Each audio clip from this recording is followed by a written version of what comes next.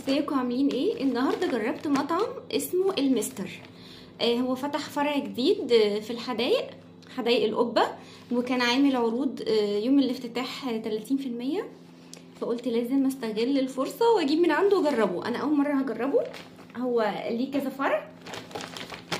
جبت من عنده ايه بقى؟ جبت من عنده شوفوا الاول الباكج بتاعه. الباكج بتاعه حلو على فكره. جايب مخلل، جايب الساندوتش في العلبه دي. بصوا مكتوب عليها المستر. الشنطه بتاعته برضو لذيذه. هنا جبت حلقات بصل، هو الاونيون رينجز انا بحبها عامه، فجبتها من عنده اجربها كمقبلات. هو فيها 1 2 3 والرابعه مكسره، 3 سلام و4 حلقات، 3 منهم سلام والرابعه متكسره شويه، انا مش مشكله، المهم طعمها.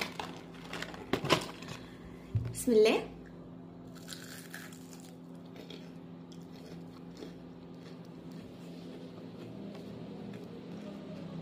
بصل حقيقي مش باودر، وانا بحب كده قوي، بس هو المفروض يكون معاه صوص.